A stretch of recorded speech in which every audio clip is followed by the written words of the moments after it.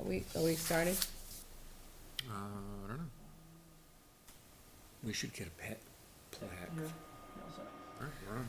Good evening and welcome to the February 15th meeting of the Litchfield Heritage Commission. Calling the meeting to order. Can we all rise to pledge allegiance to the flag?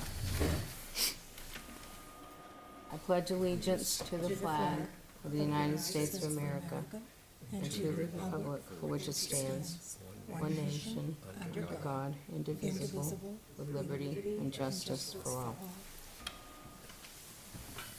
Roll call. Start with Carl. Carl Frank, what am I? Vice Chair. Vice Chair, yeah, thanks. Mary Colby, Chairman. Stephen Calloway, member. Gail Barringer, member. And our Selectmen's representative, Steve Gannon, can't be with us tonight. At our last meeting, we tabled the December minutes because some of the members had not received them. So we're going to bring up the December 12th minutes first. Are there any comments? I do have a correction on page 3, and it's probably because of not being able to understand me speaking, but the second line from the bottom, the person's name is not Matt Levy, but Matt Labbe, L-A-B-B-E. And then on the next page, again, it's a name. And it is in the fourth paragraph down, second line. Jim Garvin, G-A-R-V-I-N, rather than Garland. That's all I saw for correction. Anybody have any additional corrections for the December 12th minutes? I do not. Okay, we have a motion to, So moved. okay. All right, all in favor of accepting the minutes with the corrections that were mentioned? Aye. Aye. Okay, so 4-0-0. Now, the minutes from January, our meeting of January 9th, has everybody had a chance to review them? Yes. Okay, does anybody have any additions or deletions or corrections? Yes, a correction on page 2, and it's the very last line on the bottom. And it says, a marriage between one of the Cornings and Captain Ting's daughter. It's Captain Cochran's daughter, C-O-C-H-R-A-N''S.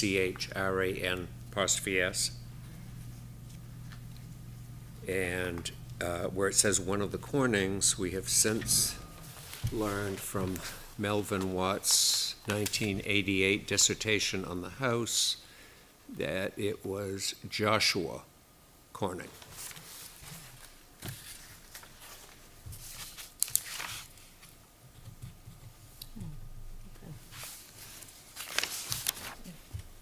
Anybody else have any other?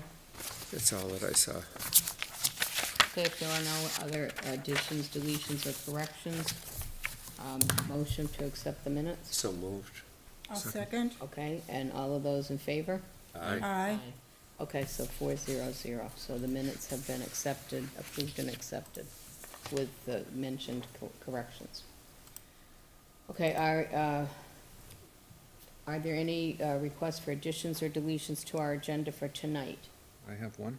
Okay, I'm requesting that we continue the conversation about what night of the month to meet, because I just found out that I have a conflict. okay, all right, so we will discuss that. Okay. That's good. We'll put that down under the, We'll just put it 12, and you can put it in where you want it. okay. Yeah, I don't have a pen, so I may Yeah. need to borrow yours. Okay, this next item, did anybody else have any? Oh, wait, Gail's got one, Oh, just kidding. Any other requests for additions or deletions to the agenda? Okay, we're moving along to public input. This is when members of the public are allowed to have input or bring up topics that that are not on the agenda. We have no members of the public present tonight, so we'll move along to number 7, further It's too bad we discussion couldn't about have the text Corning House messages. at 540 Charles Bancroft Highway. We had a lengthy discussion about the Corning House, which, for anybody viewing this meeting, it's the house at the Dark Hall Ranch where the new condominium / apartment complex is going in. And the owner of the property has filed a application to be able to demolish the house. So that, we'll continue our discussion on that. I received a letter I was copied on a letter that also went to the planning board, the selectmen, and the National Regional Planning Commission, that the applicant now wants to know where, when is the process going to move forward. On December 12th, Kim Kleiner emailed the applicant and requested, at the request of the Board of Selectmen, asking if the owner would allow us to postpone the hearing and actually postpone movement on this whole, the whole demolition idea. And he accepted that and said he was in no rush at that time. The hearing has not been rescheduled.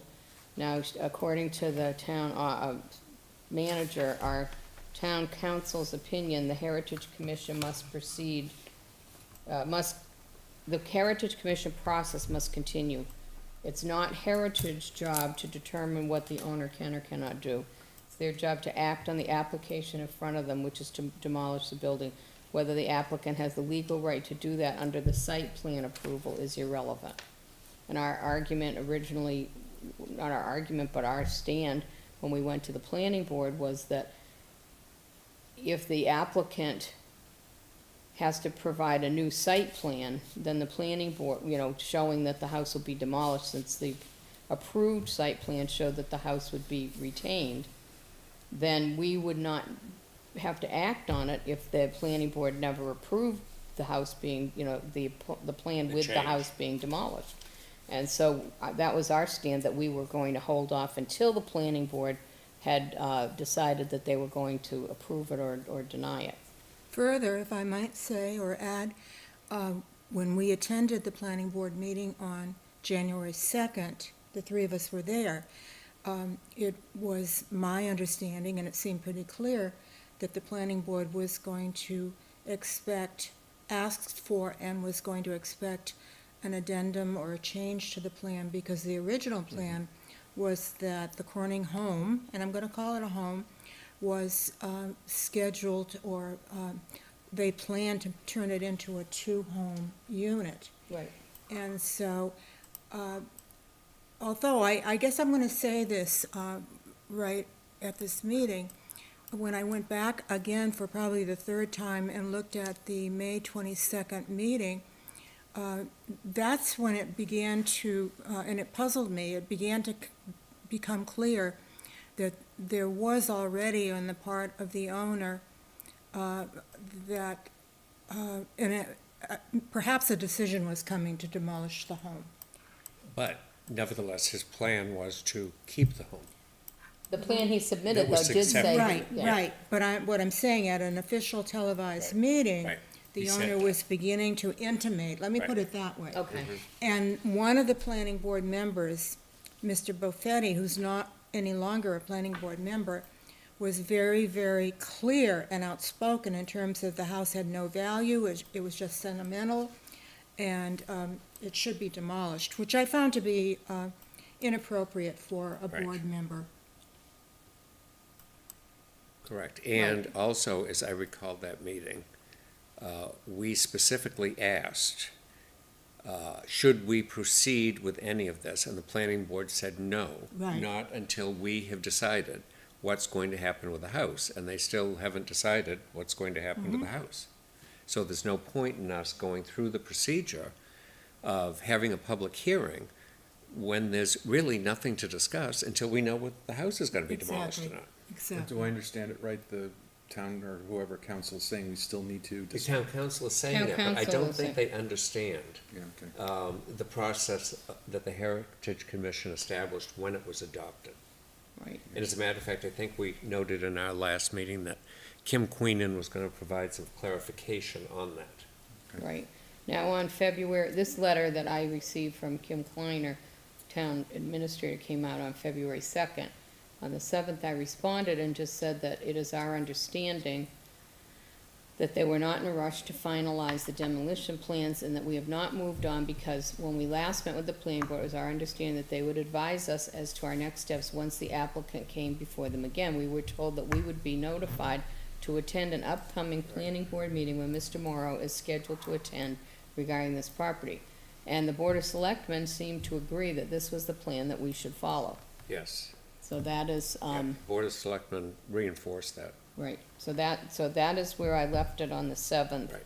And I know a lot of other things have happened and, since then, and I'm sure they'll pick this up So again. we're but I just haven't listening heard to our anything. elected officials, and Right. that's all we're doing. Right. Well said.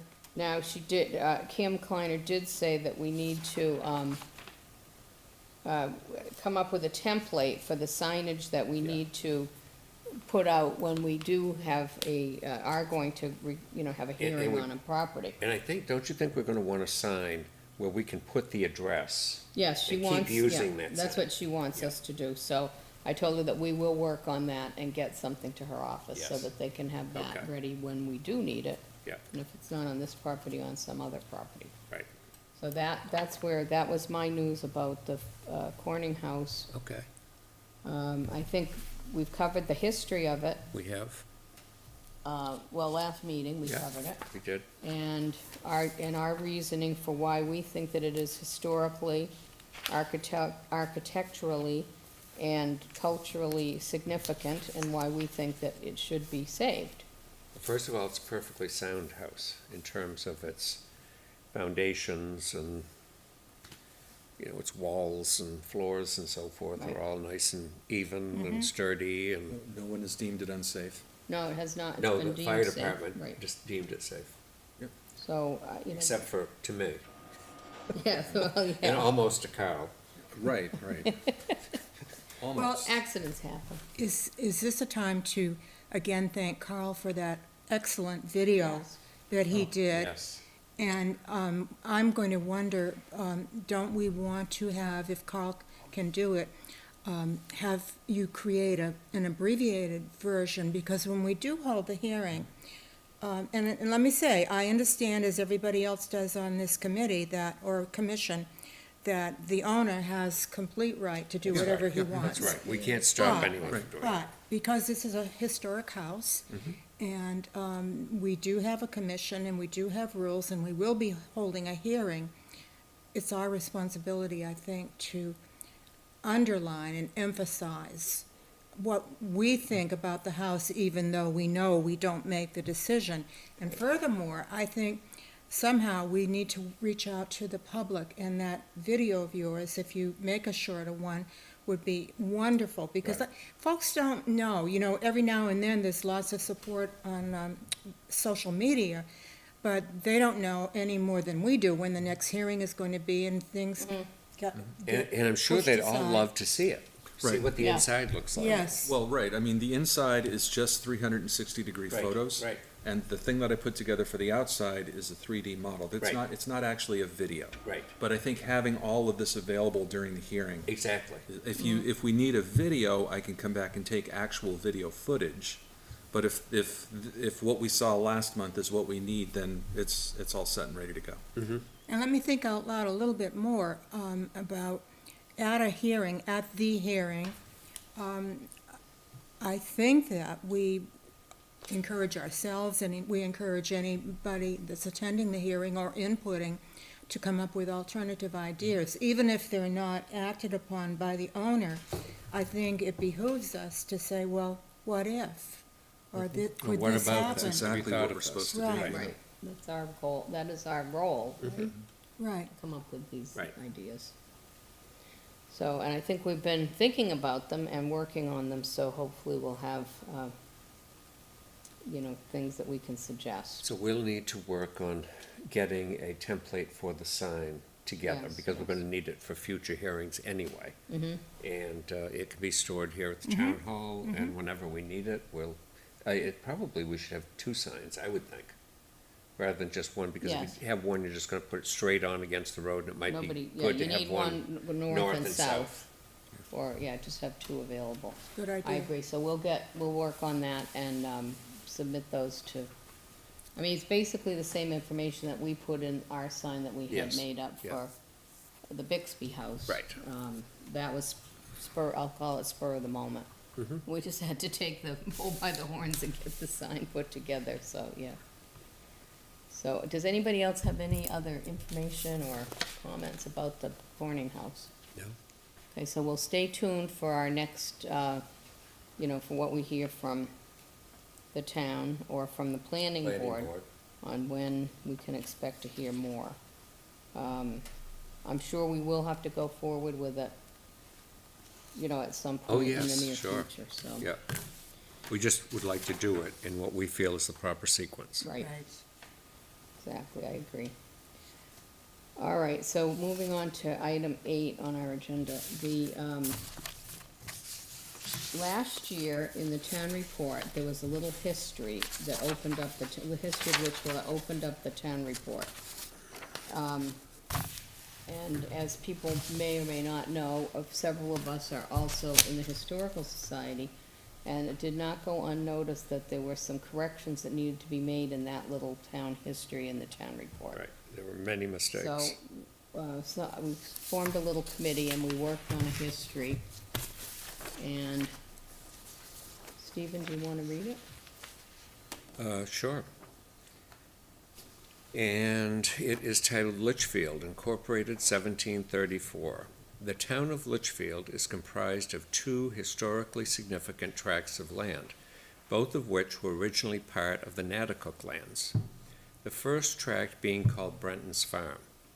William Brenton, then governor of Rhode Island, purchased the land from the town of Billerica, Massachusetts in 1656. Brenton's farm was bounded to the north by the Sauhegan River and extended to the south 1/4 mile into present-day Hudson. It encompassed the land on both sides of the Merrimack River. The second parcel, which was historically known as Natticook, was bounded by the Sauhegan River to the south and extended 3 miles to the north into the present-day city of Manchester.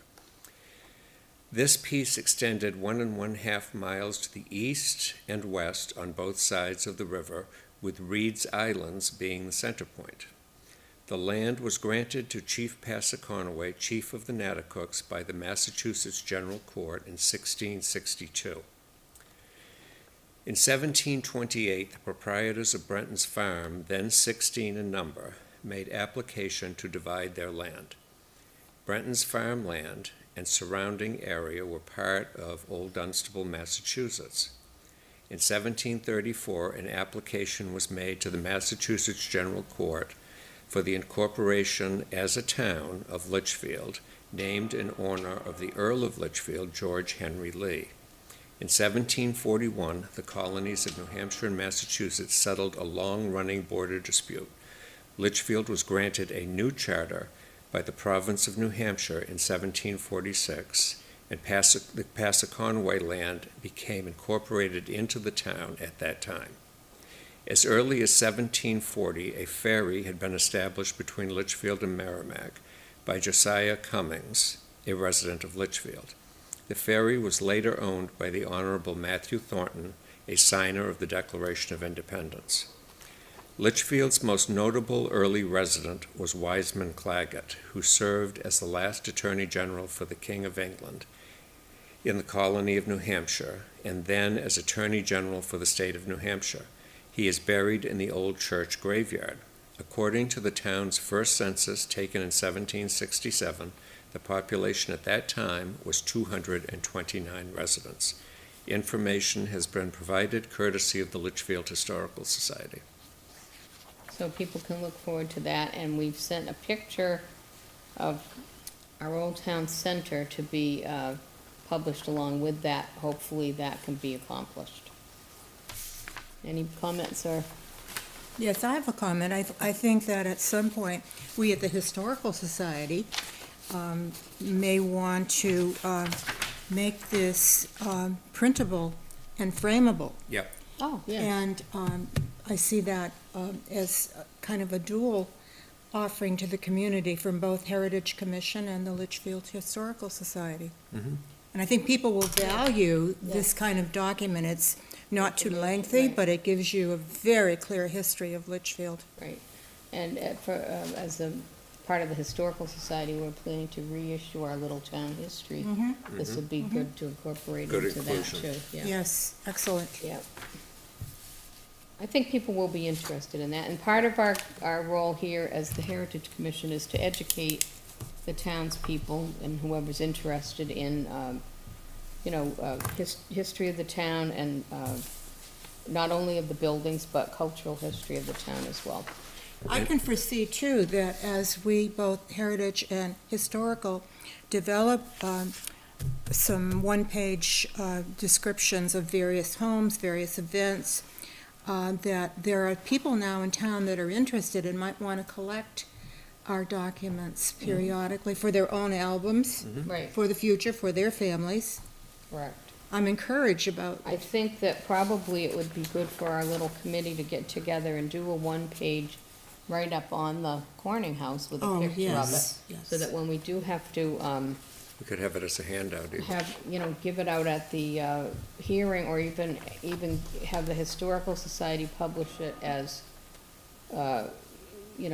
when we set up the hearing, so that we could gain interest in the, put it on social media and gain interest in the townspeople with it. And since we are always very careful about trying to keep everything quite correct, we do have a mistake. Oh, dear. Wiseman is spelled W-Y-S-E-M-A-N, not W-I-S-E-M-A-N. W-Y? Why? Well, we'll have to contact Donna and I see know. if she can. Tomato, tomato. I didn't even notice If it in Donna all the can't rereads change that it, we I did. hope, well, I'll have to call her tomorrow. Yeah, And see if she can make that correction, okay. I was careful to If put it not- in her. the intent is good. Right. Yeah, exactly. Next year's we'll put correction to last year's. Oh, jeez, okay. A little story about Wiseman Claggett. Well, he is an interesting person. He is a very for sure. interesting person. Then I submitted our annual report from the Heritage Commission to the town for, I guess it's inclusion in the town report. In the town report. And I put a picture of the Bixby House with it. Hopefully that'll get published with it, because it's an important house that we lost last year, and the report was from our last year. So, I don't think I need to read this whole thing, but basically we had a demolition permit at 152, an application at 152 Charles Bancroft Highway for the Bixby House owned by the Wilson Farm. We were unable to develop a plan that was acceptable to the owners, and ultimately that beautiful home was demolished. And now, it was late in 2023 that we received the application for 540 Charles Bancroft Highway, the Corning House, and so that's still on our docket. We reviewed other demolition applications for properties that we did not find to be historically, culturally, architecturally significant. And, our code enforcement officer granted the owners permission to demolish said properties. We also worked with the town, various departments on the metal detecting policy, worked closely with the Conservation Commission on that, and provided a list of historically and architecturally significant town properties. And when permits for those areas are requested, we'll share our input. We began our educational series last year and started with a history of the Litchfield Community Church Presbyterian, which is a building that's on the State of New Hampshire Historic Register. In April last year, we welcomed Steve Gannon as our selectman's representative. And we changed our meeting night, but we're gonna discuss that again tonight. So, stay tuned and you'll be able to see this fabulous report right in the town report. Okay, All of our viewers good will job. be looking at it. Okay, so I guess we'll discuss our meeting night under new business. Okay. That's okay. Okay, Carl, so So- the third Thursday doesn't work for you. Right, of course, right after we made the change. Yeah. I've been asked at our church, in Manchester to be a part of the Congregation Council. And they need people, they've been asking me for a long time, and, it came up following the annual meeting a couple weeks ago, and, okay, if you really can't get anybody else, all right, I guess I could do this again. And 'cause that's I did the it night. years and years and years ago, and I knew that they met on a Thursday, but I didn't think to ask which Thursday, and so sure enough, the meeting for this month is going on right now. I didn't see that one. So yeah, it's the same Thursday we're meeting at the same time. Looking at the town calendar, I don't see another night that's open like that was when we picked it. So I'm wondering, would it be possible to move our meeting up to 6 o'clock instead of 7, so I could just run home? Would be fine for me. Okay. Yeah, that it'd be all right for me. Fine, for Better, me too, actually. yes. We'll check with Steve Gannon And if that's okay with you? Okay, all right, Yeah. yeah, we'll check with Steve. and then, so if we met at 6, you'd still be able to get up to your meeting? Well, it's online, so I just have to go home. Oh, okay, so oh, yours is online, Yeah, so that's okay. even Good. better still, So that would so. work, okay. Good, So good, let- good. so Perfect. I'll check with, Steve Yeah, okay. and, check with, John Brunel. Yeah. And make sure that that will be okay. Yeah, that no one usually uses this room before we get here or something, because we don't know Right, that. I don't think so, I don't think anybody does, I Okay. think well, there weren't any meetings just before us where they No, met. the only problem is budget season, so October through December, every Thursday is in here. Oh, Oh, then we go over to the fire station. oh, okay, Yeah, then we'd okay. be going over there, All right. okay, okay. So we'll check for 6 PM. 6 PM is actually, I think that's Better. fine, Yeah. better, All right, great. especially in the winter. Yep. That's good for me. Oh, that was a lot easier to solve than I thought. Me too. All right, so, I'll check with Steve Gannon, John Brunel, and then see if, I'll just email everybody and let everybody know. Okay. So speaking of summer months, there's a nice new pavilion outside. Is there a way we can get the video equipment out there to have our meetings outside the way we used to have them? Ask John. Ask John. That's a John question, okay. I have a feeling they're gonna stick us inside, Yeah, I know. but That's Maybe we could do it with an those, iPhone. I don't those know. were the good old days. Those are some nice nights that we got to, Yeah, yeah. got to Yes. sit out in the gazebo Yep. for our meetings. Well, they didn't give us a place, so we did the best we could. Right. So. Does anybody have any other new business to discuss? No? No, I just have a comment and kind of a forecast and a reminder to ourselves that we said a meeting or 2 or 3 ago, that because we, at the Historical Society, were able to get the 5 buildings, the library, the church, the Old Town Hall, the school, and the fire station on the state register, that we were going to, as part of our public information responsibility, at different meetings throughout this coming year, review, and we've done. Right, we started with the church, Right. with our history program. Because we had to do a lot of historic research on all of those properties prior to their being accepted by the register, so that we It took us will. about 2 years. We Yeah, did an so we'll bring extensive the research. public up to date. Right. So on I what we think that, found. well, we can move on, probably at our next meeting, Mm-hmm. since we've spent quite a good bit of time on the history of the Corning House, so that we were up to snuff on that. But we could probably move on with our next, building to discuss in our educational series. I think so. So we'll put that in our agenda for next month. And I wonder, and I'm just going to think out loud for a moment, for example, when we do the library, would we want to encourage the library just to come and be part of the audience and input, at public input if they wanted to, to react to the information that we're sharing about the work that we did, and most significantly, the importance of Well, I each think building. since it was the Historical Society that did all of the research and did all the paperwork to get the buildings on the historic register, that maybe someone from the Historical Society could post on social media that we would be including that in our agenda for a certain night. That's a good So that idea. if somebody wants to tune in or come to the meeting to That's hear it. exactly what I was But I thinking. think that I can't do it, I can't do it from the Heritage Commission. I can't say Heritage Commission is having this. I can't put that on Facebook, on the What's Up page. But someone from the Historical Society Could do that. could say, like me as the secretary, could say, you know, information that will be presented. So I guess we could cross-reference and try to get the word out there, because maybe some people would be interested in coming. Well, Just to and hear with us the talk fire about it? station, the fire department Yeah. for the old Right. fire station, built Yeah. in a barn-raising fashion Yeah. by all volunteers, Mhm. by our Litchfield Grammar School that 3 of us attended, Right, 1930s building, that's right. and Did you certainly, attend the- school down there, Al? When I went to school there, the principal's office, there might It's have been. still upstairs. Yeah. So it's still and functional. The nurse's office was there, and there might have been a classroom, but Downstairs. I don't think I actually ever had a class in there. I know my sister did, I remember Okay. that. So all of us.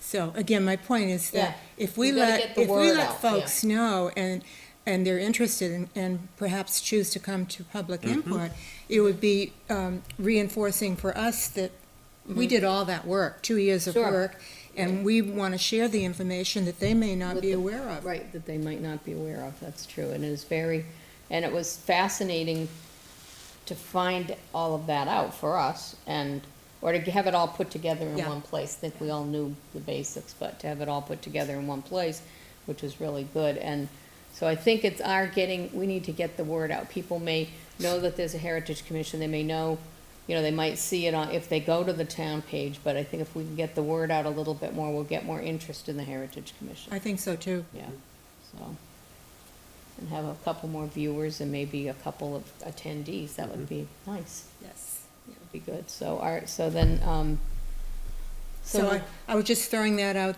yeah. as So a, tentatively, we're going to say, what is the third Thursday in March? Oh, I just had that. Hold on. Say the 17th. Should be the 15th if it's, no, I'm sorry, it's the 14th because we have an extra day This this is, month. okay, this is, at so- 6. so tentatively, let's put it down for 6 PM and I'll. Oh, sorry, March 21, not 14, 21, third Thursday. Yeah, third Thursday. Oh, yeah, that makes sense, yeah. March 21st. Well, tentatively, we're setting it for 6 PM, and I'll verify that with everybody and Yeah, get we- back to everybody. And then update the Google Calendar so everybody gets it. Good. I think I have, Who does the Google Calendar? Isn't that Donna Burrell? might be Donna. When I send the agenda and then I get the invite. I have it on here, I think, every month. Yeah, it's Yeah, already. but I come- think they did it. Right, Oh, but right, she'll that's update what I'm it. saying is, yeah. Oh, yeah, yeah. Whoever yeah, put it together. Because I was gonna say, That's if all they I'm want saying. me to update something, they'll teach me how to do it. Right, exactly. All right. Okay, do we have a motion to So moved. adjourn? Second? Okay, all in favor? Aye. Aye? Okay, passes What I started to say 400. to you when we went on Meeting is air adjourned. was, Good night, everybody. we ought to get a plaque for that painting that we gave to the town. Okey-dokey. I was thinking the same thing. I What?